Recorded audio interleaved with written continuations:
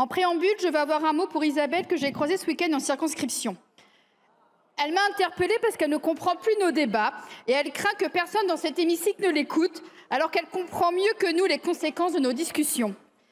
Isabelle trouve qu'elle n'a pas de chance. Elle est née en 64, mais elle n'a pas l'ensemble de ses trimestres, comme nombre de femmes avec des carrières hachées. Elle dit qu'elle n'a pas de chance car elle rentre dans votre réforme quand vous lui volez 2 ans de vie, mais elle n'entre pas dans vos provisions quand vous en décalez l'application. Elle dit qu'elle n'a pas de chance car elle souffre de polyarthrite, une pathologie renforcée par son métier. Elle est hôtesse de caisse et elle se demande comment elle va pouvoir faire face aux dépenses de soins quand elle ne sera plus reconnue en ALD. Elle se demande dans combien de temps sa retraite promise sera sous-indexée parce qu'elle sait qu'avec vous, ça viendra. Alors je réponds à Isabelle de ne pas désespérer. Le pire n'est jamais obligé d'arriver et vous pouvez compter sur la France insoumise et ses députés pour porter votre voix dans cette enceinte et défendre votre dignité. Alors, Monsieur le Premier ministre, que proposez-vous aux Françaises et aux Français? Une feuille de route plus chaotique que votre arrivée à Matignon. Vous nous demandez de voter la hausse des franchises médicales. Vous voulez augmenter les franchises sur les médicaments, les lunettes, les fauteuils roulants, les pacemakers, les consultations médicales et dentaires. Vous nous parlez sans arrêt du forfait de responsabilité. Vous pensez que l'on choisit de tomber malade par manque de responsabilité? Toutes les études scientifiques le montrent. La hausse de la contribution financière aux dépenses de santé aggrave le taux de renoncement aux soins. Cela ne mènera pas les patients à plus de responsabilités, mais à plus de maladies. Des économies aujourd'hui sur les médicaments, ce sont des dépenses décuplées demain au sein des urgences et des hôpitaux. Le seul moyen de faire des économies consiste à soigner les gens immédiatement, dès le début de la maladie. Nous défendons l'accès gratuit et immédiat à la santé, mais vous nous demandez de voter pour le déremboursement des soins. Vous nous demandez de voter un nouveau système d'affection longue durée. Vous voulez créer un dispositif ALD à 2 niveaux. Avec votre mesure, des millions de malades chroniques devront payer leurs soins de leur poche. Vous nous faites croire qu'il s'agit d'un virage préventif, alors que vous prévoyez 9 fois plus de déremboursement que de nouvelles dépenses de prévention. Vous condamnez les malades sans pointer du doigt les vrais coupables, les pesticides, l'alcool, le tabac, la malbouffe, qui nous empoisonnent au quotidien, mais aussi la précarité, le mal-logement, les discriminations. Votre alliance avec les lobbies industriels et les ultra-riches tente de nous faire oublier que la santé n'est pas qu'une question individuelle. C'est une responsabilité collective et agir sur les déterminants sociaux de la santé devrait être la première des priorités pour prévenir les maladies chroniques, notamment chez les plus vulnérables et les précaires. Nous défendons une véritable politique de prévention en santé physique et mentale, mais vous nous demandez de voter pour appauvrir et punir les malades chroniques. Vous nous demandez de voter la limitation des arrêts maladie. Pour rappel, les médecins prescrivent des arrêts en fonction de justifications médicales et non comptables. À peine 10% des arrêts de travail dépassent 15 jours et vous voulez nous faire croire que c'est le problème majeur de la sécurité sociale. Pensez-vous vraiment que dans un contexte de désertification médicale, demander aux médecins de renouveler des arrêts toutes les 2 semaines est la meilleure utilisation de leur temps? Votre projet prévoit également 600 millions d'euros d'indemnisation en moins pour les salariés en arrêt pour dépression, mal de dos, douleurs articulaires. Votre démagogie est sans limite.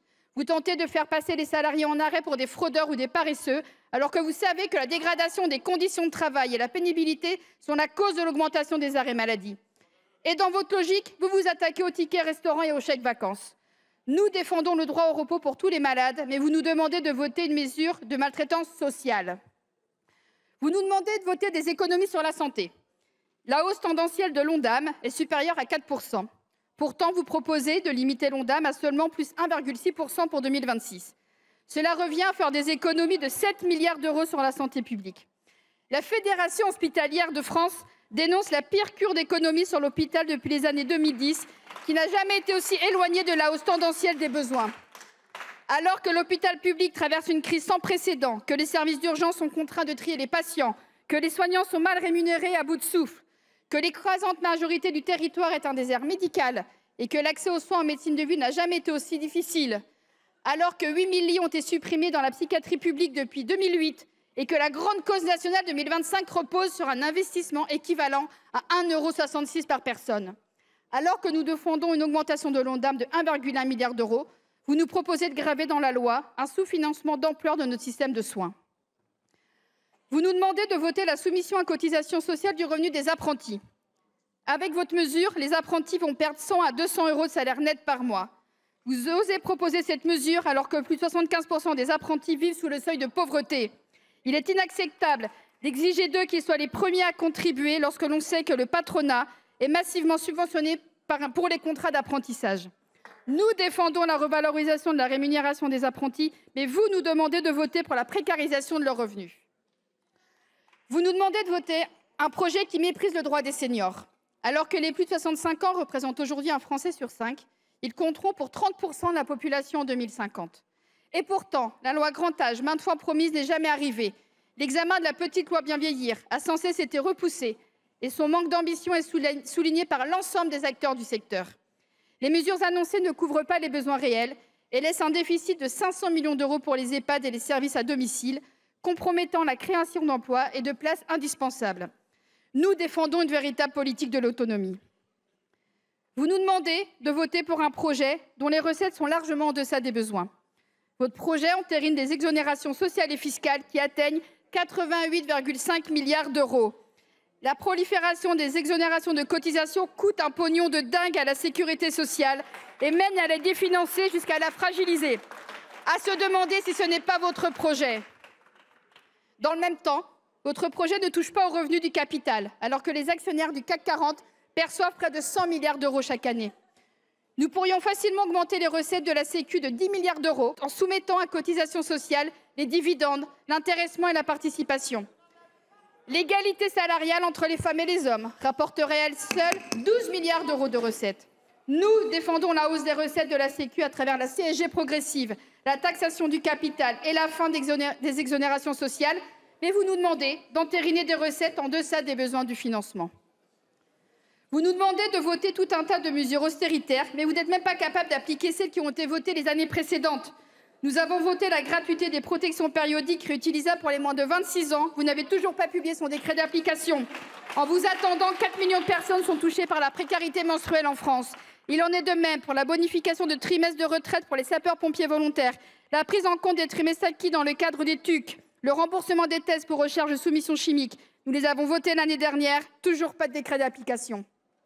Et que dire de la loi votée à l'unanimité en début d'année pour mieux rembourser les soins liés au cancer du sein?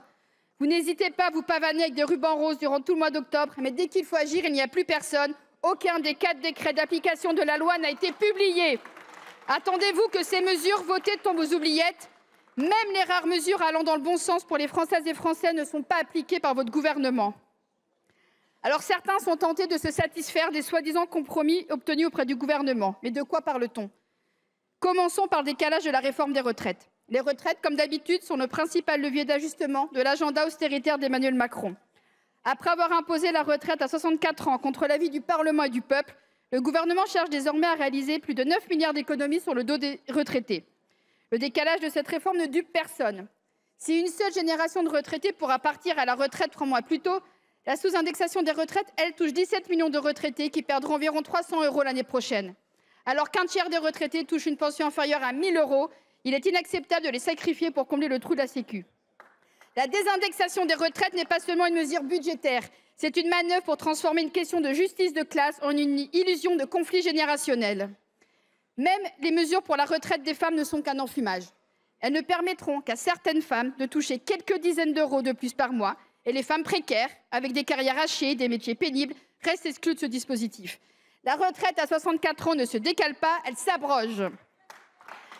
Avec votre réforme des retraites, ce sont de belles années de vie que vous avez volées. Et avec l'annulation de la prime de Noël, ce sont des moments de bonheur que vous supprimez. Vous êtes une souffrance pour les Françaises et les Français.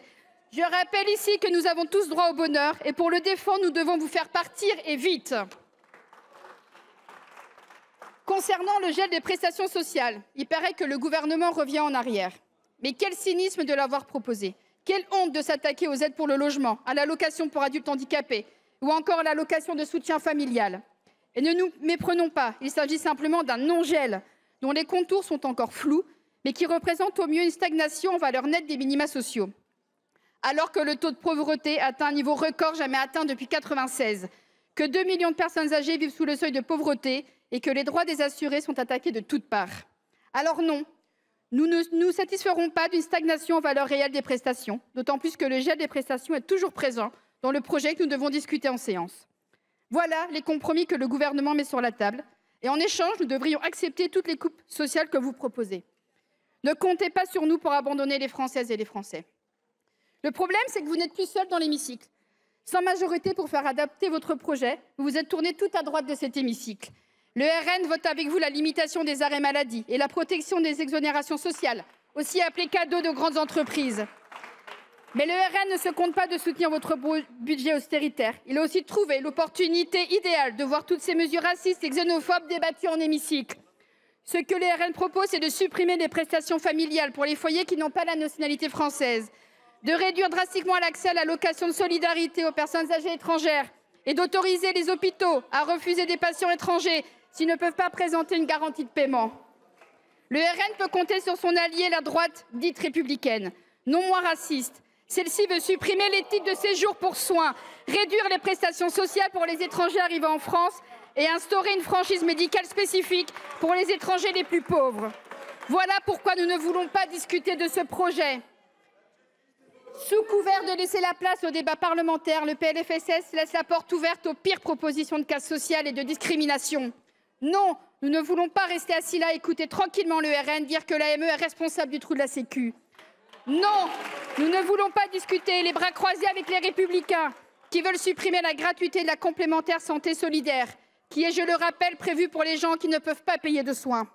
Non, nous ne voulons plus entendre Mme Risse, ministre de la Santé, nous parler tous les jours de son forfait de responsabilité pour justifier de prendre dans les poches des malades pour financer la Sécu. Nous voulons un véritable débat sur l'amélioration de notre sécurité sociale qui fête ses 80 ans cette année et à laquelle nous sommes viscéralement attachés.